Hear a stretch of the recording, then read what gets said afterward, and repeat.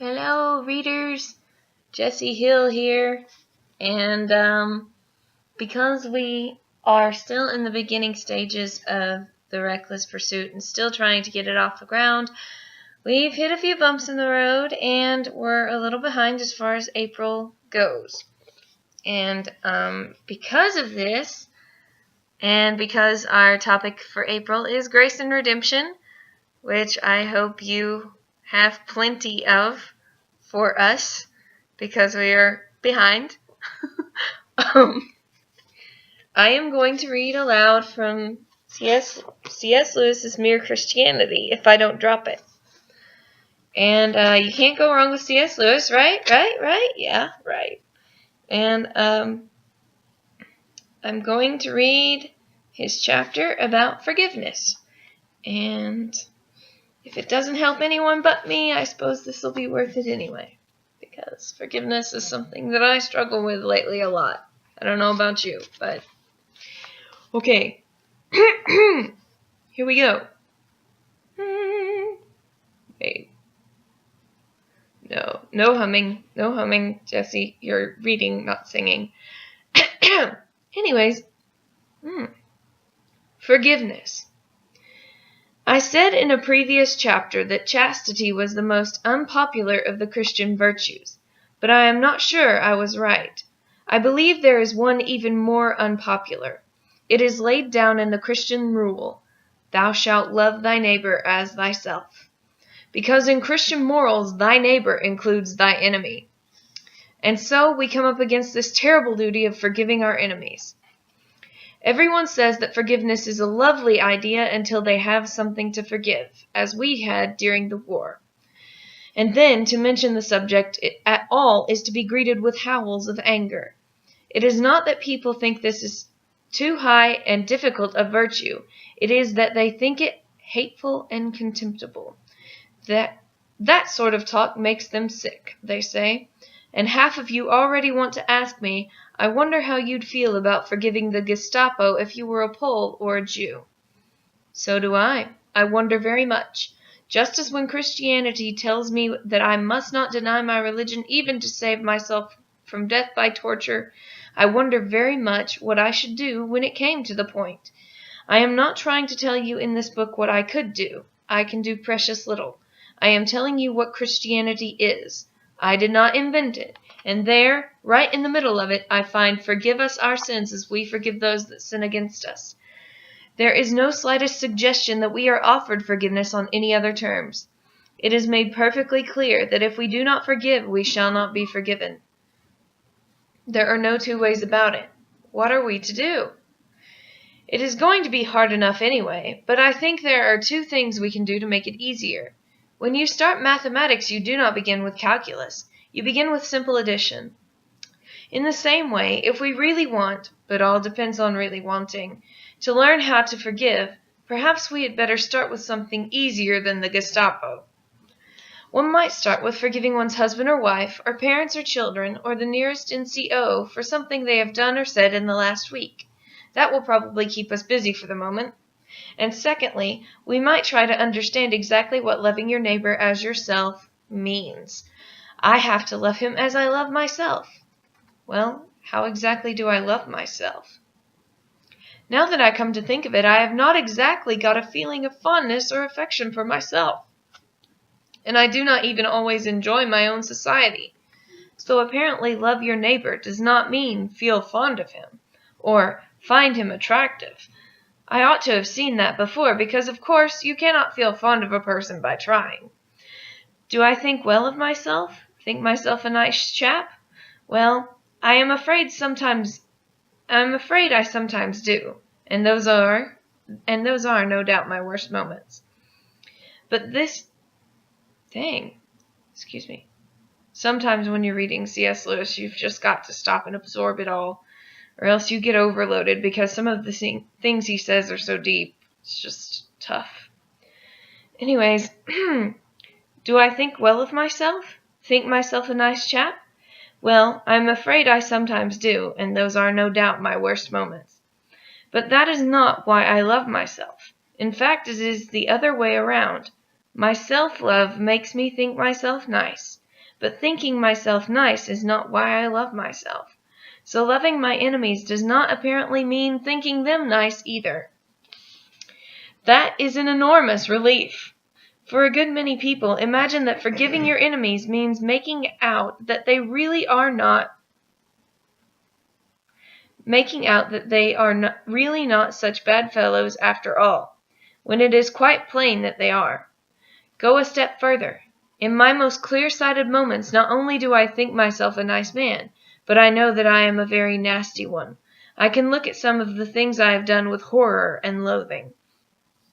So apparently I am allowed to loathe and hate some of the things my enemies do.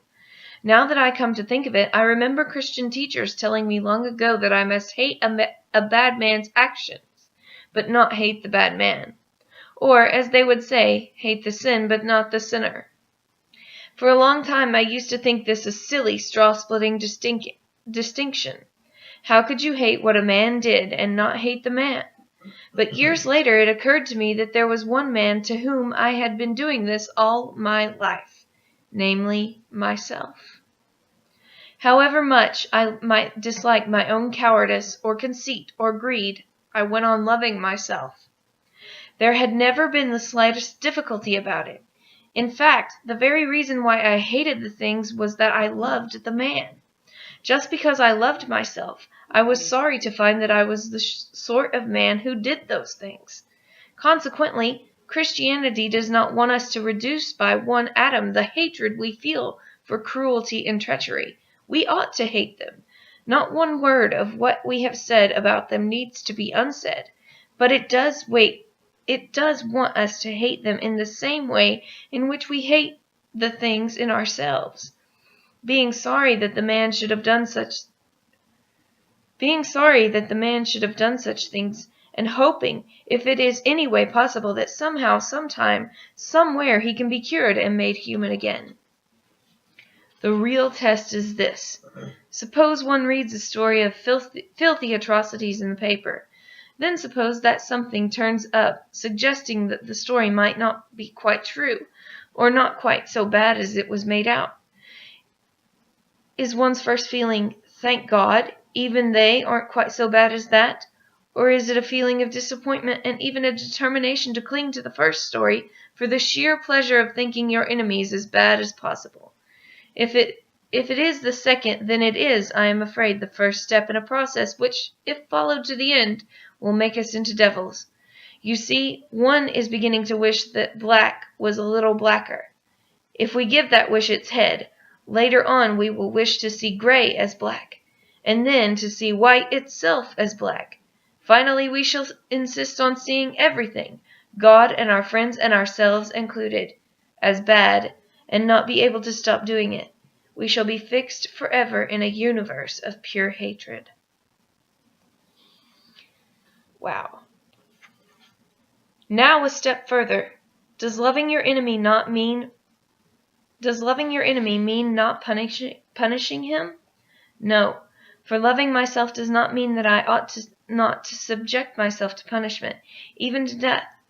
If you had committed a murder, the right Christian thing to do would be to give yourself up to the police and be hanged. It is, therefore, in my opinion, perfectly right for a Christian judge to sentence a man to death, or a Christian soldier to kill an enemy.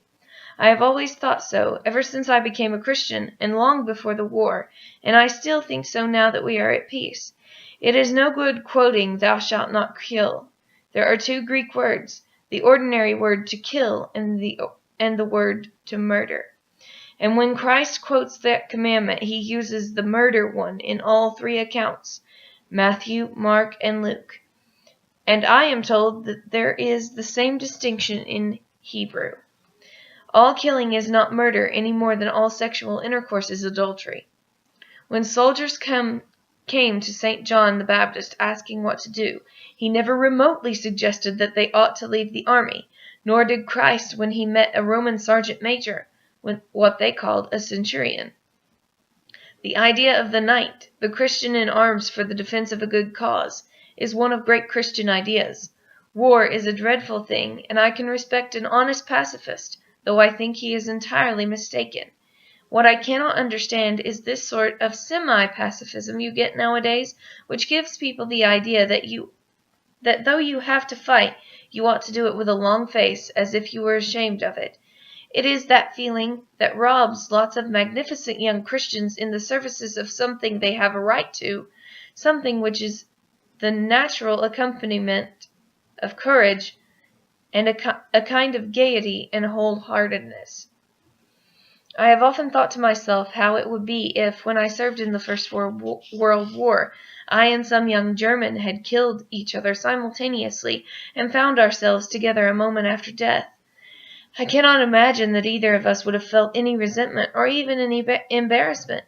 I think we might have laughed over it. I imagine somebody will say, well, if one is allowed to condemn the enemy's acts and punish him and kill him, what difference is left between Christian morality and the ordinary view? All the difference in the world. Remember, we Christians think man lives forever. Therefore, what really matters is those little marks or twists on the central inside part of the soul, which are going to turn it, in the long run, into a heavenly or hellish creature. We may kill if necessary, but we must not hate and enjoy hating. We may punish if necessary, but we must not enjoy it. In other words, something inside us, that feeling of resentment, the feeling that wants to get one's own back, must be simply killed. I do not mean that anyone can decide this moment that he will never feel it any more. That is not how things happen. I mean that every time it bobs its head up day after day, year after year, our lives long, we must hit it on the head. It is hard work, but the attempt is not impossible. Even while we kill and punish, we must try to feel about the enemy as we feel about ourselves, to wish that he were not bad, to hope that he may, in this world or another, be cured. In fact, to wish his good. That is what is meant in the Bible by loving him. Wishing his good, not feeling fond of him, nor saying he is nice when he is not. I admit that this means loving people who have nothing lovable about them. But then, has one's self anything lovable about it? You love it simply because it is yourself. God intends us to love all selves in the same way for the same reason. But he has given us the sum ready, worked out, in our own case, to show us how it works. Let me reread that. But he has given us the sum ready, worked out, in our own case, to show us how it works. We have then to go on and apply the rule to all the other selves. Perhaps it makes it easier if we remember that that is how he loves us, not for any nice, attractive qualities we think we have, but just because we are the things called selves. For really, there is nothing else in us to love, creatures like us who actually find hatred such a pleasure that to give it up is like giving up beer or tobacco. And there you are. C.S. Lewis's chapter on forgiveness. It's a lot to think about. My brain is pretty much spinning right now. Wow, I've never heard it put that way before. But anyways, I hope you guys enjoyed that, and I hope it wasn't boring. If it was, I apologize. But I hope it gave you something to think about, and please be patient with us. We love you, and we're doing our best to get those articles out there. Bye!